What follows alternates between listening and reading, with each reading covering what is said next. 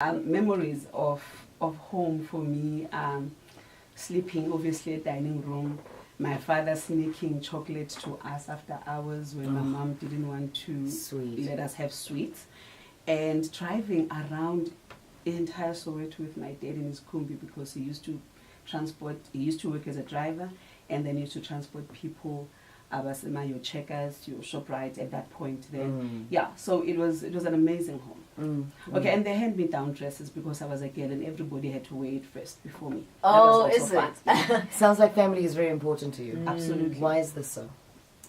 It keeps you grounded.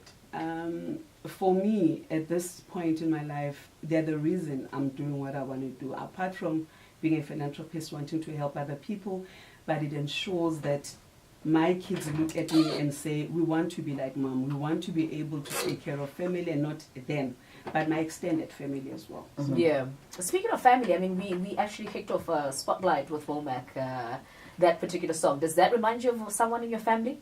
It reminds me of outings with my sisters, Goodness, Tabekulu, and Dolinkuna, and they know I can't dance to save my own life.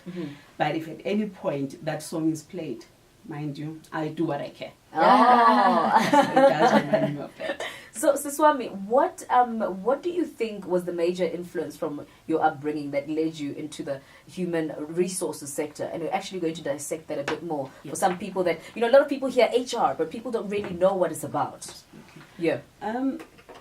People's person. Do you know I alluded the energy? She alluded earlier. I'm like that.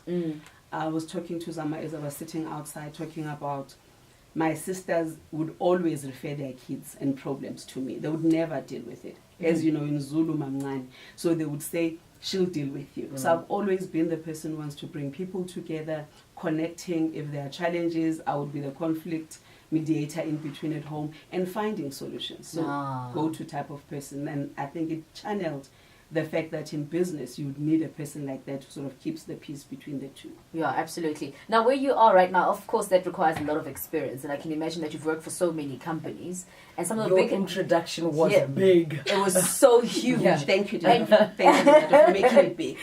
Because you're a big deal. I mean, come on now. You've worked for companies like Aveng and Netco Bank. Yes. What was that like for you, and how did you part ways? Because I heard yes, something absolutely. quite interesting. Oh yes, and one thing about me, I'll share. I like sharing. I want to tell my story. Please do, because it does inspire people. At Netco Bank, I finished my junior degree and there was no job, and I was at credit. It used to be called Netfin, very African male dominated. My God, I hated it. And eventually I worked myself to find a position for an NGO which dealt with assisting kids, and that is where my background in assisting kids later on, when we talk about my philanthropic career, came from.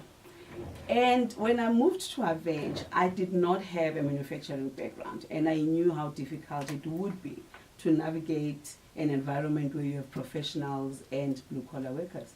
But it was amazing. It taught me a lot about people.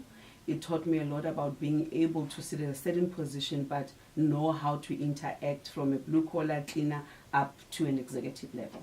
Yeah, I love that. Yeah. Okay, so we're hanging out with Managing Director, Business Owner, and Business Coach, Phindi Msomi. If you have any questions for her, especially with regards to HR, because so many times, right, even us here, we always say we're going to HR upstairs. Have people actually thought about what happens with HR? What is human resources? We're going to be dissecting that in just a bit. So tweet us, #TheBridge.